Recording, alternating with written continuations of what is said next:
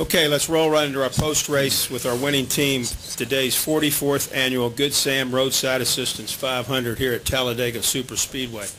And our race winner is Matt Kenseth. He drove the number 17 Ford EcoBoost National Breast Cancer Foundation Ford for Roush Fenway Racing. He's joined up front here by team owner Jack Roush and crew chief Jimmy Fennig. This is Matt's 23rd career win in the NASCAR Sprint Cup Series. His first win at Talladega.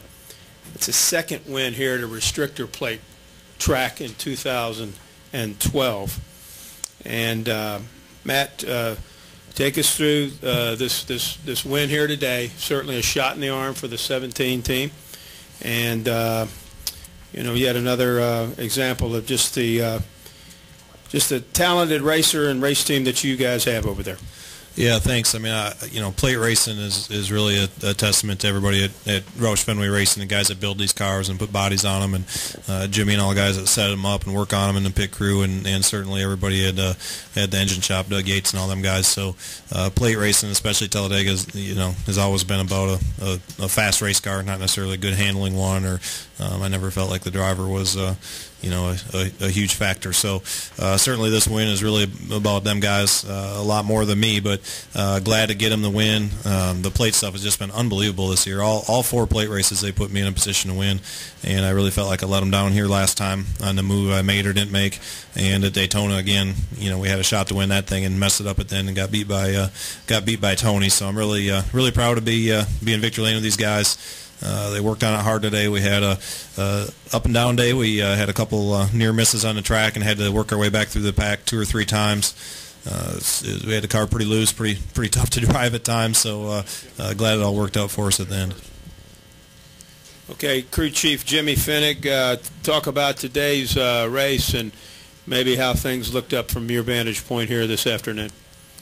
Well, all weekend we were struggling with a little bit of speed, and it's today we ended up with the car on a little bit on the free side, and we tried adjusting it out, but we really couldn't get it out, so Matt did an awesome job.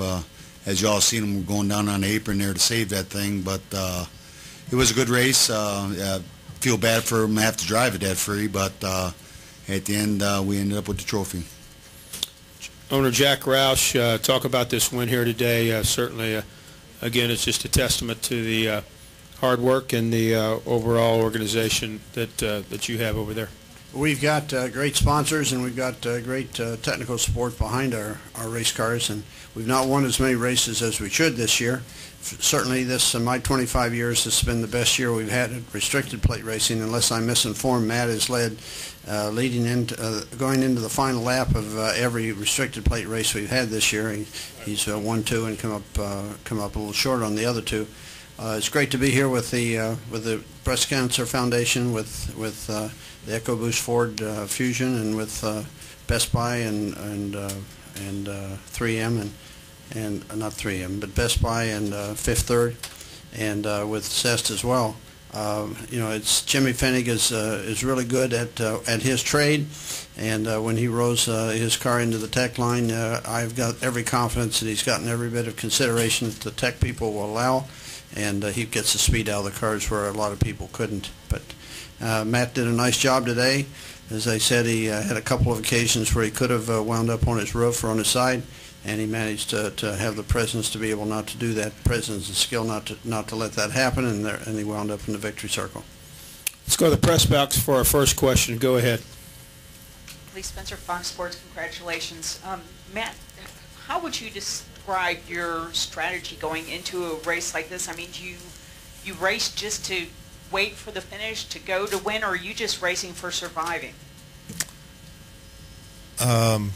Yeah, that's kind of an easy question. I don't have a strategy when I go in, except for the same as every other race. So when they went to I don't know how many years ago it was, but when they went to them strips on the roof and everything, it drastically changed restrictor plate racing. It used to be, when I started here, it was very difficult to pass. If you could stay lead and stay in the bottom, it was hard for people to pass you. There was no pushing in tandems, and there wasn't any of that. And since the evolution of changing these cars and, making them where we can pass better and are in a bigger pack and all that stuff, the first couple of years we always tried to make a strategy. Let's all hang in back. Let's go up front, but if it looks scary, let's go to the back. And honestly, I just got tired of it. So I think Jimmy and I talked about it, I think last July or something before Daytona. And we just decided, them fans pay a lot of money to watch us race.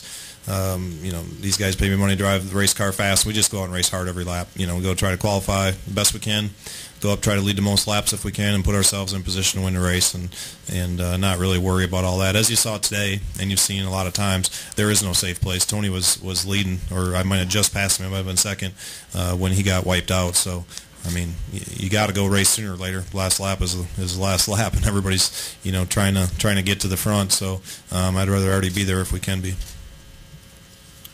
Let's come downstairs for questions. Ed, I believe you had one. Ed Hinton, ESPN.com. Matt, Jimmy just said he felt bad that you had to drive that car that free all day long. But when you really come down to it, wasn't having to drive that car that free exactly what kind of forced you into the lane that helped you escape from all this mess? Yeah, it kind of did. The second to last run, I was on the bottom there, and I think we were leading, and Jamie was behind me, and he was trying to push me down the back a little bit and bump me a little into 3, and about wiped out, and had to move up the track and lost a lot of momentum, a lot of spots. So I knew at the end I couldn't be on the bottom with cars outside of me and cars pushing me, especially through the tri-oval. That I knew that we'd get wrecked, because the last lap people are going to try to push you all the way around the track, because it's the last lap. So. When we got way out in the lead, coming to the white, I just kind of sized up the lanes behind me, and I didn't want a lane to go real fast by me on the bottom, but I decided, not to go to the bottom. I was going to try to grab the middle guy, and that was Kevin. He was kind of, Tony was out front a little farther than him, but he was lower, so I just kind of moved up in front of, Kevin, and it all worked out. Let's go here with Tom. Hi, guys. Congratulations. Tom Jensen, Speed.com. Jack, you're a businessman. Costs a lot of money to run these cars, run these teams.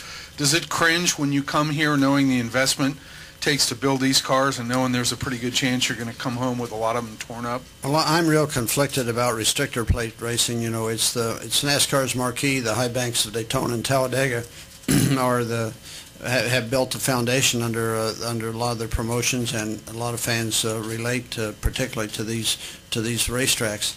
But the driver and the crew and their strategies that you can organize yourself for have got less to do with keeping you out of harm's way than they do at a short track or intermediate sized track. So I really just figure that car's a write-off whenever I've loaded up in the truck to bring it to one of these restricted plate races. And if we've got the speed we've had this year, well, then you can miss most of the wrecks. But if you're caught back in the middle there, you're certainly in jeopardy and have a little to do with it, a little to protect yourself with, as Carl was not able to protect himself today. Other questions downstairs? Back in the back there, right there, Mark, and then Bob. Mark Allman, NASCAR.com. For Matt, you had a couple of moments today. How do you regroup when you get in that kind of situation where you're fishtailing the car, trying to keep it going and in the right direction and all that? And how quickly does that just leave your mind because you've got to concentrate on getting back up there? Yeah, I mean, it's I've probably I have faster cars, so it makes you make better decisions. But I think that I've probably gained maybe just a little bit of patience over the years. And a couple times we get hung out. It's so easy to just say, okay, well, I'm gonna go drive it out there 3 wide. 'Cause I got a huge run catching the pack, and go over 10 miles an hour faster, and you drive out there and pass about 5 rows, and then you stall out and they all pass you back. So just had to be really patient 2 different times. We made ourselves back to the lead. I just had to the middle work pretty good for me most of the day. And there was one time, I don't know, it seemed like it took forever. I don't know how many laps. It seemed like it took a half or 3/4 of a fuel run, to get back up there. And my car was really fast, and if I was patient enough with it and waited for the holes and had the right people around me, I could kind of make it happen and get in a decent position. Let's go, Bob. Bob Pockris, Sporting News. On the first lap of the green-white checker, did you think you had forced Clint below the yellow line, or did you think while you're the leader you could do it, or were you just racing and you had no clue whether you had done anything to him that might cause NASCAR to react? I didn't even think of that until you just said it. Honestly, I thought I was clear, and we had a pretty good run on the outside. I knew it was going to be close, and I thought we were clear, and I looked, and I started moving, and I kept moving. I didn't feel anything, and we're all the way to the yellow line before we even touched. As soon as we touched, I moved back up, but he was already slowed down just enough. So I don't really know what happened. I don't know if I was clear and I was a little bit indecisive and moved too slow, to make sure I got in front of him, or he was there the whole time. I'm not really sure. I'd have to honestly watch it. Everything happened so fast there at the end. Other questions? Who's got one? Back here in the back. Go ahead, Stan. Stan Creekmore with RPMTonight.com. Matt, if you could please, if step one is you take the lead, how did you find out that there was a wreck happening behind you? Was it radio, or did you see it? And at what point did you know, okay, this is mine, this is victory? Well, I saw Tony's back bumper. I saw him getting spun out. I don't know how that happened or how he got in that position, but I saw him spinning out. And then, we were clear of him. I didn't know if Kevin was still back there. And, you check your mirror a lot of these places. I looked in the mirror, and honestly, there was nobody back there. So I thought we had I thought that it was our race then. So just kind of slowed down and got it back to the finish. And can I follow with a question for Jack, please? Sure. Okay, Jack, one of the greatest drivers you've ever had to drive for you, and he won't be here next year sitting side by side with you. How much does this victory mean from a historical standpoint, from your relationship with him to you?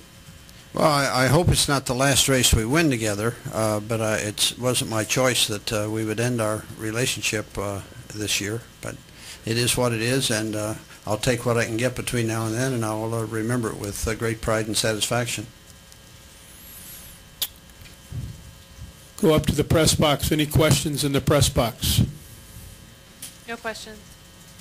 Back downstairs. Anything else for Jack, Matt, or Jimmy?